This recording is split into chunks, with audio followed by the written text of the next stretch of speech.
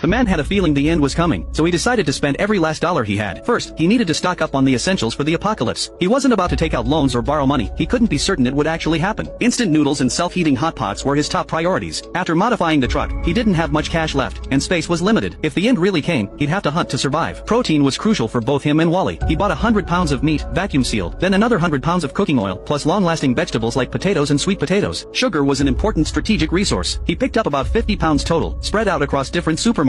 Being a smoker, buying cigarettes was the trickiest part. No way he could buy a lot from one place. Next came medicine, basic cold remedies, antiseptic, painkillers, and dog food for Wally. Sure, Wally would eat anything, but he still got in 2 big bags, along with some pet medications. Finally, just in case, he bought a fire axe. He loaded everything into the truck. It was absolutely packed enough to keep him and Wally going for 3 months. Hopefully, things would be better by then. Once everything was done, he circled the truck, checking it over and over again. He topped off the gas tank and fully charged the batteries. Finally, he went to that fancy restaurant he'd never been to and splurged on a $300 meal he'd always denied himself. Night had fallen. 20 hours until the end. The city still looked peaceful. He pulled out his phone and quietly took a bunch of photos. Everyone had their own fate. He just hoped he'd make it. Hoped none of this would actually happen. Late that night, with everything he owned, he drove the truck to a remote mountain. Years ago, some developer had tried to build a tourist spot up there, and he'd hauled a lot of building materials for the guy. He remembered a flat area halfway up, a spot where they used to unload supplies. It was isolated, right next to a river, a perfect place to lay low. Tourism had dried up, and the place had been abandoned ever since. He arrived at dawn. Stepping out, he stretched his stiff body while Wally excitedly sniffed around. If the apocalypse was real, this would be a good spot to regroup. The mountain road had plenty of gas stations and shops along the way, resupply points, if it was safe. The river was right there, making water easy to get. On the other side of the truck, dense woods stretched out, a ready source of firewood. That afternoon, he and Wally scoured the woods for anything useful. They hadn't gone far when Wally started barking, alert and tense. The air suddenly felt heavy. The sky darkened in an instant. He grabbed Wally and ran. They made it back to the truck in minutes. Outside, it was pitch black. The temperature was plummeting. He cranked up the heat and boiled some water for hot ginger tea. The mercury was dropping visibly. Half an hour later, it was down to 5 degrees Celsius. In August, unthinkable. What the hell was happening out there? He pulled up a news site. Every report confirmed it. The end had come. Outside, the rain had turned to snow. Wally was shivering, curled into a tight ball. The heater was too slow. He fired up the diesel-powered heater, an energy hog, but it would warm the space up instantly. Online, things were getting worse. Footage everywhere of people fighting over supplies. No one was prepared. Then he saw something he'd never forget. A video showed countless mutated rats swarming out of the sewers, attacking people. 3 seconds in, the internet cut out. He slumped into the driver's seat, paralyzed. What could he do? His phone rang. At least the cell network was still up, just the 5G was gone. Zhang Hao was on the line, thanking him for the warning. He told him, whatever you do, don't let those rats touch you. If they do, you'll turn into something like those zombies in the movies. The man was stunned. Extreme weather wasn't enough? Now zombies? Zhang Hao had one more thing. He'd left a gift. In a hidden compartment under the steering wheel, there was a red button. Pressing it would electrify the entire truck's exterior, enough voltage to fry most carbon-based life forms, but it would drain the batteries fast.